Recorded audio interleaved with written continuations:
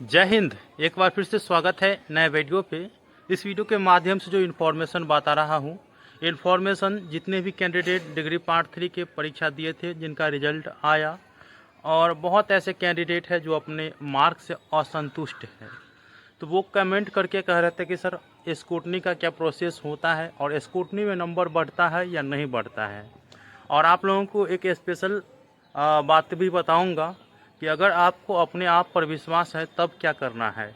तो वीडियो को शुरू से अंत तक देखिए। वीडियो अच्छा लगे लाइक करके, चैनल को सब्सक्राइब करके ऑल नोटिफिकेशन को ऑन करके जरूर रखिएगा।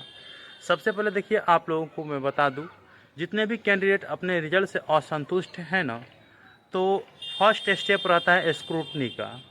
अगर स्क्रूटनी करते हैं तो आप कर सकते हैं, विश्वविद्यालय जाकर ही होगा ये, क्योंकि पहले ऑनलाइन का प्रोसेस होता था लेकिन अभी नहीं है, तो विश्वविद्यालय जाकर स्क्रूटनी करना पड़ेगा। और स्क्रूटनी करिएगा तो नंबर बढ़ेगा या नहीं बढ़ेगा, तो ये डिपेंड करता है कि आपका मार्क अगर सही सही चढ़ा है डाटा पे, तब स्क्रूटनी में नंबर नहीं बढ़ेगा। अगर गलती से मिसमैच हो गया होगा तब स्क्रूटनी में नंबर बढ़ेगा। ओवरऑल ये जानिए कि कॉपी पर जितना नंबर दिया गया है शिक्षकों के द्वारा, उतना आपके ऑनलाइन पोर्टल पर चढ़ा है या नहीं चढ़ा है, उतना चेक किया जाएगा। ये नहीं चेक किया जाएगा कि कितना मार्क किस क्वेश्चन के लिए कितना मार्क दिया है या किस उत्तर के लिए कितना मार्क दिया है, वो नहीं चेक करेगा। कितना टीचर द्वारा लिख दिया गया है और कंप्यूटर पर कितना चढ़ा है वो चेक किया जाएगा। दोनों सही रहेगा तो आपको स्क्रूटनी से कोई फ़ायदा नहीं होगा, ठीक है। अब आप लोग कहिएगा कि तब तो हम स्क्रूटनी करने से क्या फ़ायदा, जब पैसा बर्बादी हो जाएगा। देखिए, 100 में 3, 4, 5, मान लीजिए मैक्सिमम 10 ऐसे कैंडिडेट होते हैं जिनको स्क्रूटनी से फ़ायदा होता है और घाटा भी होता है, क्योंकि गलती से अगर ज़्यादा नंबर जिसका बढ़ गया है, मान लीजिए कि 42 नंबर किसी का आ गया है और वो स्क्रूटनी कर देते हैं, तो हो सकता है कि उसको स्क्रूटनी करने से 24 भी आ जाए, ठीक है, क्योंकि उल्टा सीधा हो सकता है। वो कभी कभी अपने लोग में भी होता है ना कि लिखने का रहता है 16 तो लिख देते हैं 61, तो इस हिसाब से होता रहता है।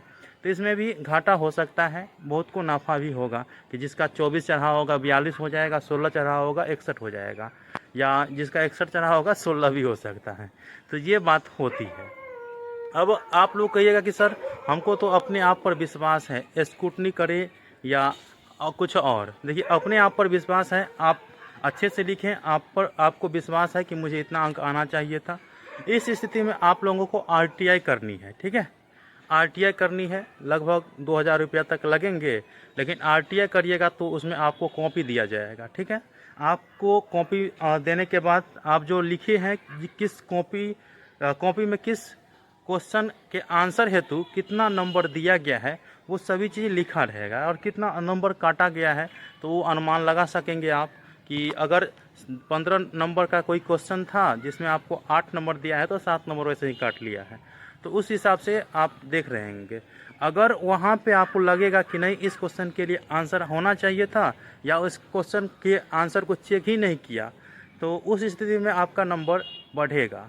अगर पूरे का पूरे चेक किया है और 15 नंबर के क्वेश्चन में 5 नंबर दिया है, 15 नंबर के क्वेश्चन में 10 नंबर दिया है, अर्थात कुछ ना कुछ नंबर आपको अगर दिया है, उस स्थिति में भी नहीं बढ़ेगा। तो यही है कि आप लोगों को आरटीआई करना उचित रहता है, और आप लोग स्क्रूटनी करिएगा या आरटीआई करिएगा, तो दोनों स्थिति में आपको एक्टिव रहना पड़ेगा। अगर आप एक्टिव नहीं रहिएगा तो न ही आपको स्क्रूटनी का रिजल्ट देखने को मिलेगा और न ही आरटीआई वाला जो कॉपी का मांग कर रहे हैं आप, तो कॉपी देखने को मिलेगा। दोनों स्थिति में एक्टिव रहना पड़ेगा। और आरटीआई का क्या प्रोसेस है, वो हमारे मित्र रुपेश मिश्रा जो आरटीआई किए थे, यूनिवर्सिटी से कॉपी मंगवाए थे, उसमें फॉल्ट मिला था उनको, उसको एक्स्ट्रा नंबर दिया गया उस क्वेश्चन को जोड़ करके। तो वो वीडियो मैं आपको डिस्क्रिप्शन बॉक्स में दे दिया हूँ लिंक, आप उस वीडियो को देख लीजिएगा। आरटीआई का क्या प्रोसेस है पूरा बता दिया गया है, ठीक है।